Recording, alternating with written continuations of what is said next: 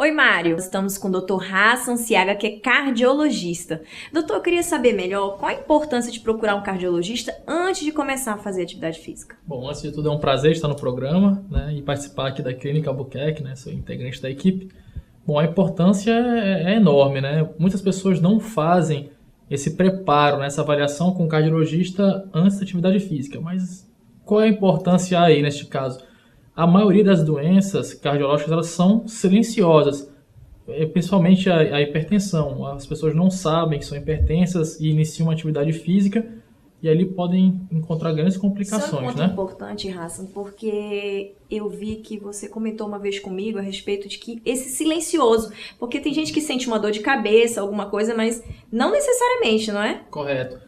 Tem pacientes que são totalmente assintomáticos. Alguns se queixam, às vezes alguns se queixam só de um mal-estar, mas a grande maioria não sente nada e só descobre mesmo quando tem um AVC ou um infarto. E aí o negócio pega mesmo, né? Então tem esse negócio, você tem pressão, você tem problema de pressão, a pessoa diz que não tem, mas nem sabe. Exatamente, mas nem sabe.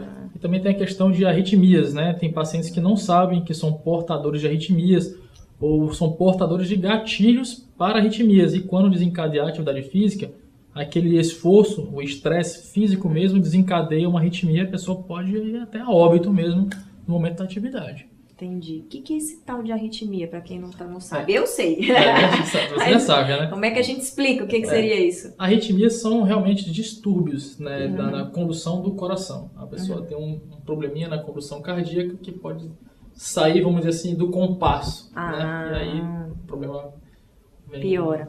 E me diz uma coisa, tem uma idade certa para a gente procurar, então? Ou todo mundo deveria procurar?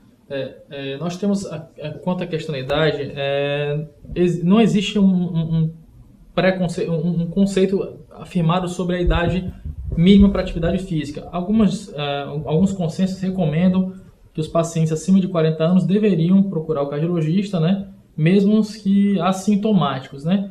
Mas pessoas com idade inferior, também nós recomendamos que façam, principalmente aquelas que vão ter atividades profissionais, atividades com um exercício bem extenuante, né? Como a academia, que a pessoa faz exercício de hipertrofia, aqueles exercícios que faz...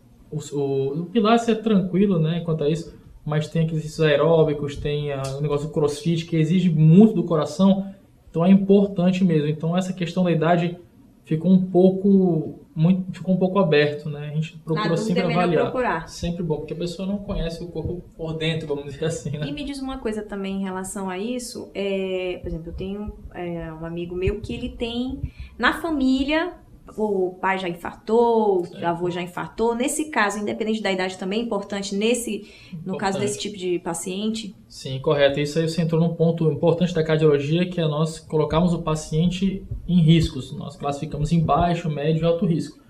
Então esse paciente já poderia se enquadrar já num risco intermediário, aí, né, de médio risco no caso. É importante realmente, principalmente se o paciente, no caso familiar, a doença for familiar, seria quando o pai tem menos de 55 anos e a mãe menos de 65 anos apresentarem algum problema cardíaco. Aí este paciente é bom realmente ir atrás do cardiologista antes da atividade física. Mesmo não tendo sentido nada, já ter que procurar.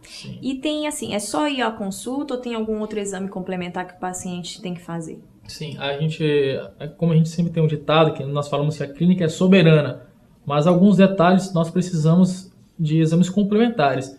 Por exemplo, crianças, no caso, que vão praticar atividade física, os adolescentes falam, mas não precisa sim, porque nós conseguimos ver alterações elétricas, no caso do eletrocardiograma, para saber se ele tem predisposição a alguma arritmia. Nós temos alguns testes, o teste ergométrico, que o paciente vai fazer o exercício na esteira, e ali nós vamos conseguir calcular a capacidade funcional, quanto que ele vai atingir de frequência cardíaca segura, quanto que ele vai aguentar de atividade aeróbica. Então nós conseguimos demonstrar para o paciente o quanto para ele aquilo é seguro. E se caso identifique alguma alteração no exame físico, na parte clínica, eu conversando com ele ou avaliando pelo estetoscópio, eu posso partir para o ecocardiograma, que é o ultrassom do coração, para a gente ver as estruturas cardíacas do paciente antes dele iniciar os treinos, evitando assim umas intercorrências.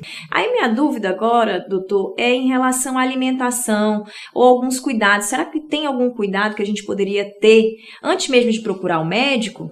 Sim, isso aí é importante. A dieta, nós sempre preconizamos uma dieta que chama-se dieta DASH, né? É uma sigla americana, em inglês no caso, né?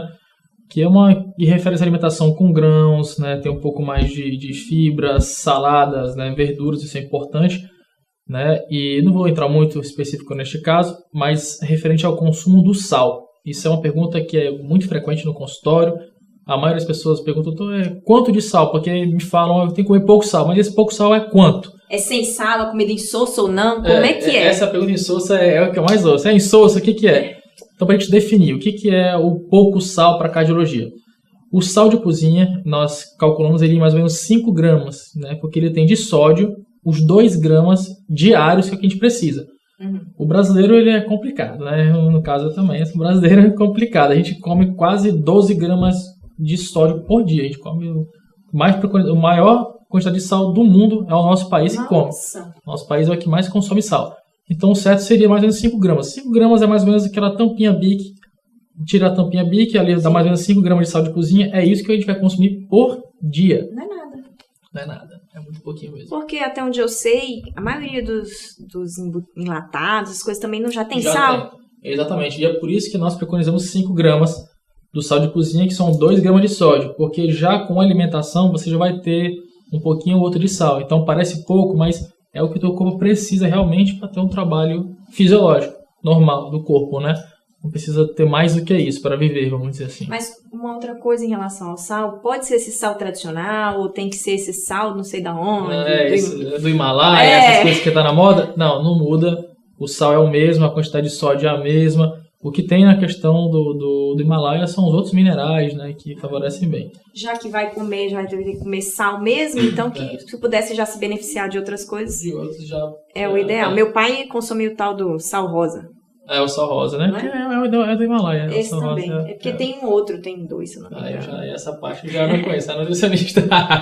Mas, assim, uma coisa que vem muito aqui no consultório, realmente, é a questão de pacientes, principalmente os hipertensos. Tem bastante paciente com insuficiência cardíaca, né, e doenças coronárias, isso é importante.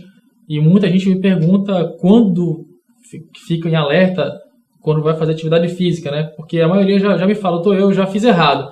Já comecei atividade física sem procurar o cardiologista.